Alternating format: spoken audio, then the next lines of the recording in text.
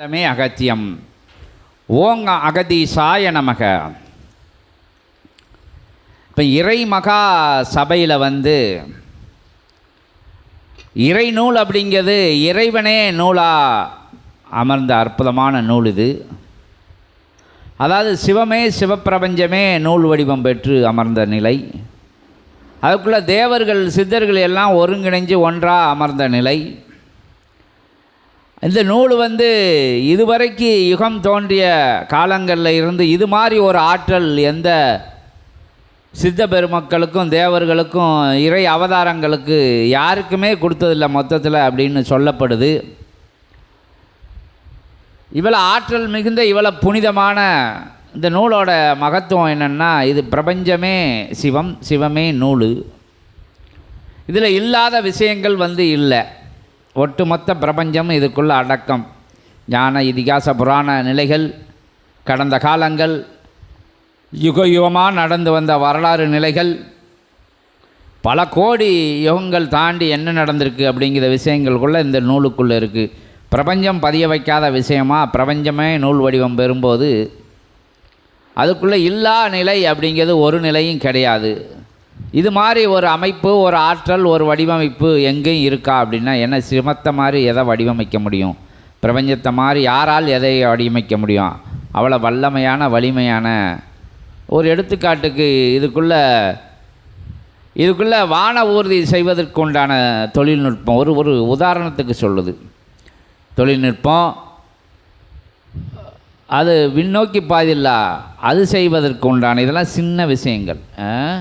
இது மாதிரி வல்லமையான இந்த நோய்க்கு என்ன நிலைகள், இதற்கு என்ன விஷயங்கள், மருத்துவம் சம்பந்தப்பட்டது, வான சாஸ்திரங்கள் சம்பந்தப்பட்டது, எல்லா விஷயங்களும் இந்த நூலுக்குள்ளே இருக்குது.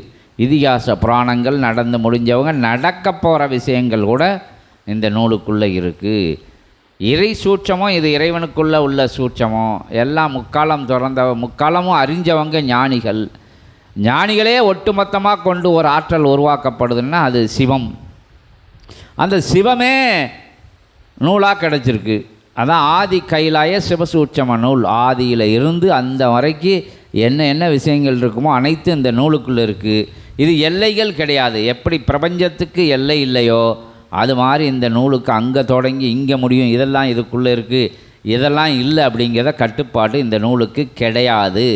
அல்ல குறையாத சிவப்புதையல், அல்ல குறையாத பிரபஞ்ச புதையல் அடைவதற்கு, அந்த ஞானத்தை அடைவதற்கு, அந்த இறையருளை பெறுவதற்கு, அந்த இறையை பெறுவதற்கு ஒவ்வொருத்தரும் தன்னை தகுதி ஆக்கி கொள்ளும்போது இறை நூல் அவங்க தகுதிக்கு தகுந்த மாதிரி அவங்களுக்கு அனுக்கிரகம் கொடுக்கும். அந்த நிலையில் தான் இது சிவசபைக்கு வந்தது, யுகமாற்ற பயணத்துக்காக வந்தது, முக்கியமான ஒரு வேலைக்காக வந்திருக்கு இந்த நூல். யார் கையிலும் இல்லை, தேவேந்திரன் கையில் இல்லைங்க, அங்கே யார் கையில் எங்களை, ஏன் சிவபெருமான் கையில் கூட இல்லை. ஏன்னா சிவபெருமானே நூலாக வந்துட்டார் அப்படின்னு சொல்லப்படுற நிலை. ஏன் இது உயர்வாக சொல்லப்படுதுன்னா, இது உயர் மகா சூட்சம் உலகத்துக்கு தெரியணும், தெரிவிக்கப்படணும் அப்படிங்கிற நிலையில் நூலை முன்னிலைப்படுத்தி சித்தர்கள் தேவர்கள் எல்லாரும் அப்போ அங்கே சிவபெருமானோட நெட்டி சுழிமுனை வழியாக அகத்திய முருகப்பெருமான் அவரோட ஆற்றலுக்கு இணையான ஆற்றல், அவரோட திருக்கரம் பட்டு, ஏன்னா அவரால் தான் அந்த அந்த ஆற்றலை தாங்க முடியும், அந்த வல்லமையை தாங்க முடியும், அந்த புண்ணியத்தை தாங்க முடியும். இப்போ புண்ணிய நிலைகளை தாங்கிறதுக்கும் ஒரு வல்லமை இருக்கணும். இங்கே புண்ணிய உரைகள் ஆற்றும்போது சில பேர் கொட்டாய் விட்டு எந்திரிச்சு வெளியே போயிடுவாங்க. சில பேருக்கு அந்த ஞான உரைகள் சொல்லும்போதே, அந்த நூலில் இருந்து வரக்கூடிய அற்புதமான நிலைகள் சொல்லும்போதே உறக்கம் வந்துடும், எந்திரிச்சு போயிடுவாங்க. இப்படி சில விஷயங்கள் இருக்குது. அது கடைசி வரைக்கும் அமைக்காமல் பார்த்துக்கிட்டு இருக்க வல்லமையும் சில பேர்கிட்ட இருக்குது. ஏன்னா அந்த புண்ணியத்தை தாங்கக்கூடிய நிலைமை அவங்கக்கிட்ட இருக்குது. அது இந்த சின்ன விஷயம் எடுத்துக்காட்டுக்கு சொல்லப்படுது. அது மாதிரி அவ்வளோ பெரிய புண்ணியத்தை தாங்கணும்னா, இறைவனோட புண்ணியத்தை தாங்கினா, இறைவனோட மறுவடிவம் யார்? திருமுருகப்பெருமான். ஒரு ரூபம், ஒரு ஆற்றல் கூடன்னு கூட சொல்லுவாங்க திருமுருகப்பெருமானை. அவரோட வடிவம் அவர் தான் அந்த ஆற்றலை தாங்க முடியுது. வல்லமை நெருப்பாக வரத நூல், நெருப்புக்குள்ளே ஒன்றும் இருக்காது. அதாவது எது வந்தாலும் அதை எரிச்சிரும். எந்த மாற்று வேற்று நிலைகள் வந்தாலும் அதுக்குள்ளே பஸ்பமாக ஆயிரும். அதுக்குள்ளே எதுவுமே போக முடியாது. அந்த நிலைக்குள்ள அந்த நூலின் வடிவமாக தன்மையாக அதான் வந்து முருகப்பெருமானவனை அறுபடி ஒன்றாக சேர்ந்ததுன்னு சொல்லுவாங்க. வெப்பநிலைகள்லாம் ஒன்றா சேர்ந்து ஓராற்றலாக உதித்தவர் அவர் கரங்களில் பட்டு அதுக்குள்ளே இருக்கக்கூடிய நிலைகளெல்லாம் வெப்பமாக சிவபெருமானோட நெற்றிப்பொட்டிலேருந்து வர்றது ஆற்றல் எப்படி வரும்? வெப்ப ஆற்றலாக வரும். அது வெப்ப வடிவமாக வருது, நூலாக வருது, பிரபஞ்சமாக வருது, அண்ட சராசரமாக வருது. ஆதி கைலாய சிவசிஷ்டம் நூல் இதெல்லாம் விளக்கலை இன்னும் சித்தர்கள். விளக்குனான்னா அண்ட அறியாத பெரு ரகசியமாக இருக்கும். எப்படி வெளியே வருது இந்த சினிமா இந்த இதில் காமிக்காங்கல்ல, இந்த சேனல்கள் எல்லாம் காமிக்காங்கல்ல, அதை இப்போ உள்ள தொழில்நுட்பத்தில் காமிக்கலாம். அதை காமிக்கணும், அப்படி காமிக்கலாம். அப்படி காமிச்சானா பிரபஞ்சத்தை முழுவதும் காமிக்க வேண்டியது வரும். அப்படி நிலைகளில் வந்த நூல் வந்து முருகப்பெருமான் கரங்களில் தவழ்ந்து அவர் அதோட வெப்ப நிலைகளை, அவரோட சீற்ற நிலைகளை, சிதற நிலைகளை எல்லாம் ஒன்றுபடுத்தி ஒருமைப்படுத்தி செம்மைப்படுத்தி வளமைப்படுத்தி அவருக்குள்ளே இருக்கக்கூடிய அற்புதமான நிலைகளெல்லாம் அதுக்குள்ளே வந்து அதற்குள்ளே வடிவமைச்சு அதை அடுத்து கொடுக்க வேண்டியது ஒட்டுமொத்த கணங்களெல்லாம் சிவபெருமானோட அந்த மணக்கோலம் காண சென்றபோது அவ்வளவும் போயிடுச்சு, அண்ட சராசம் போயிடுச்சு. 7-14 லோகங்களை தாண்டி பிரபஞ்சத்தில் உள்ள அத்தனை ஆற்றல்களும் வந்து அது வந்து விழாவாக சொல்லப்படுது. அது திருமணமாக சொல்லப்பட்டால் அது ஒரு இறை சூட்சமம், அதாவது சிவம் சக்தியும் இணைகின்ற ஒரு அற்புதமான நிகழ்வு. அந்த நிகழ்வுக்கு தேவாத தேவர்கள், சித்த பெருங்கணங்கள், புனிதர்கள் எல்லாருமே போயிட்டாங்க. புண்ணியம் செஞ்சவங்களோட ஆன்மாக்கள்லாம் அங்கே போய் நிற்கி அவ்வளோ கனமாயிடுச்சு.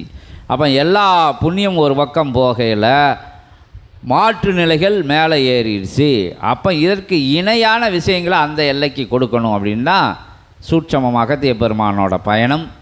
அப்போ எல்லாத்துக்கும் இணையாக எல்லாரையும் போக சொல்ல முடியாது, எல்லாத்தையும் சேர்ந்த ஆற்றல். இப்போ 6 படையும் ஒன்றா சேர்த்து 7 படையும் ஒன்றா சேர்த்து ஒன்றா ஒரே படையாக உட்காந்துருக்காங்கன்னு சொல்லப்படுதில்ல, அது மாதிரி எல்லாத்தையும் 7-14 லோகம் 27,000 கோடி லோகம் ஒட்டுமொத்த பிரபஞ்சத்தில் இருக்கக்கூடிய புண்ணியங்களை எல்லாம், ஏன்னா இது ஆசான புகழுதோன்னு கிடையாது, அகத்தியரை எல்லாரும் அப்படி தான் சொல்லியிருக்காங்க. சபையில் இருக்காருன்னு புகழலை, அவர் அற்புதம் நிகழ்த்தியிருக்காருன்னு புகழ.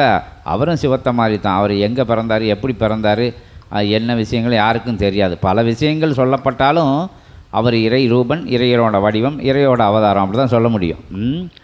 அகத்திய பெருமானை வந்து அது வரலாறு இருக்குது. வந்து அகத்தியருக்கு இப்போ நாளைக்கு என்னைக்கு சொன்னால் எனக்கு ஒரு வரலாறு இருக்கும், இன்னொரு சீடர்களை சொன்னால் அவங்களுக்கு ஒரு வரலாறு இருக்கும், அகத்தியர்னு சொல்லிப்படுவாங்க. அது மாதிரி அகத்திய பெருமான் வந்து பரிணமிச்சுக்கிட்டே போயிருக்காரு. பல யுகங்களாக அவர் கடந்து வந்திருக்காரு, அவதாரங்கள் ரொம்ப எடுத்திருக்காரு.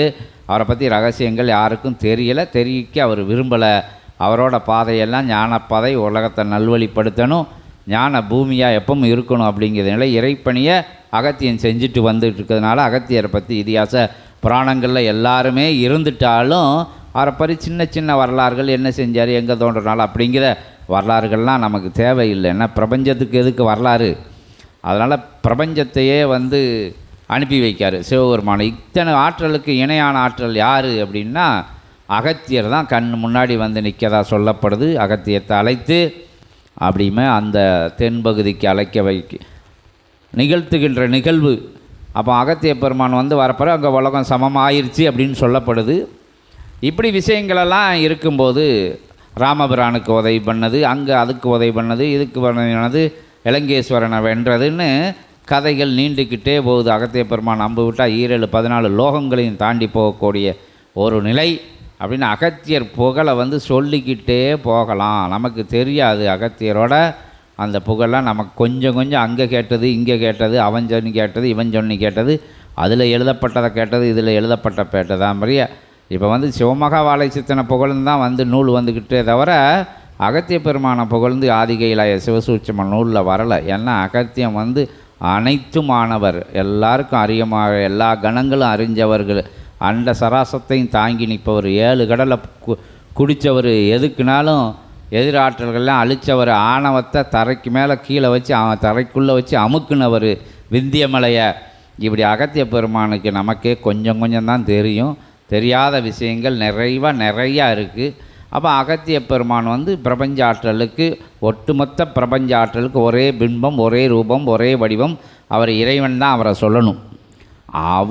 அவருக்குள்ளே போகுது. அவர் கரங்களில் திருமுருகப் பெருமான் கொடுக்காரு, வேறு யார்கிட்டையும் கொடுக்கல, அகத்திய பெருமான்கிட்ட கொடுத்து அதுக்கு பிறகு அதை அகத்திய பெருமான் யாருக்காக கொடுக்காருன்னா 11,000 யுகமாக தவம் இருக்கின்ற ஆதாள பாதாளத்தில் ஒட்டுமொத்த புண்ணியத்தை பூரா சிவம் கொடுத்த, சிவப்பிரபஞ்சம் கொடுத்த, அகத்தியம் கொடுத்த ஒட்டுமொத்த சித்தர்கள் ஞானிகள்லாம் எங்கே புதைச்சி வைக்கிறதுன்னு அங்கே அந்த தவத்துக்குள்ளே புதைச்சி வச்ச நிலை அவருக்கு கொடுக்கப்படுது. சிவமகா வாழை சித்தனுக்கு அந்த கங்கைக்குள்ளே அந்த நிலையில் தவம் இருக்கிற நிலைக்குள்ளே தான் அடுத்த நிலையை தாங்கி பிடிக்க முடியும்னு அவரை வல்லமையான நிலையாக 11,000 யுக தவ ஆற்றலுக்குள்ளே இந்த சிவ ஆற்றலும் சிவசிவமாய் இணைஞ்ச ஆற்றல் தான் சிவமகா வாழை சித்த ஆற்றல். ஒட்டுமொத்த சிவங்கள்லாம் ஒன்றா சேர்ந்த ஆற்றல் தான் சிவமகா வாழை சித்தனோட ஆற்றல்.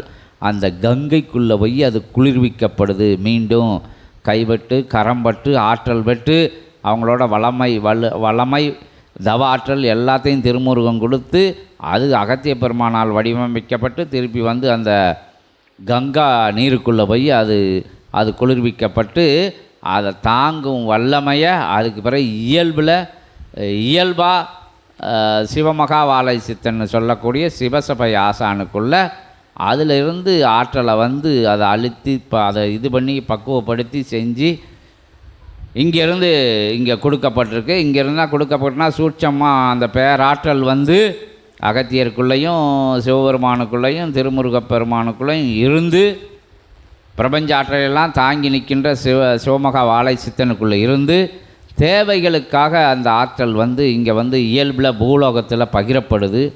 அப்படிங்கிற நூல் தேவை என்ன தேவை இருக்கோ, எவ்வளவு தேவை இருக்கோ, எவ்வளவு அனுக்கிரகங்கள் தேவை இருக்கோ, எவ்வளவு புண்ணியம் எந்த காலத்துக்கு தேவை இருக்கோ அவ்வளோ நிலைகளும் ஆதாள பாதாள புண்ணிய லோகத்தில் இருந்து இறைசபை ஆசானுக்கு அற்புதமான சிவத்தின் வழியாக, திருமுருகனின் வழியாக, பரந்தாமன் வழியாக, ஒட்டுமொத்த கணங்களின் வழியாக உயர் வடிவம் பெற்று ஒருவரும் வடிவம் பெற்று அது உயர்வாக அந்த புண்ணியங்கள்லாம் ஒன்றிணைந்த புண்ணியம் வந்து படிப்படியாக ஆதிகைலாய சிவசூட்சம நூல் என்கின்ற அற்புதமான பேழையாக அது வடிவம் பட்டு இப்போ அதை தான் கூப்பிட்டு பேசிக்கிட்டு இருக்கோம். எல்லா விஷயங்களும் அதில் இருந்தால் அகத்திய பெருமானு, சிவபெருமானு, முருகப்பெருமானு அதாக இருந்து அதுக்குள்ளே இருந்து பதில் சொல்லிக்கிட்டு இருக்காங்க. அதுக்கெல்லாம் இன்னும் அதை வடிவமைப்பெல்லாம் நம்ம பிரபஞ்சத்துக்கு எப்போ வடிவம் சொல்ல முடியும்? அப்படி ஆற்றல் மிகுந்த நூல்.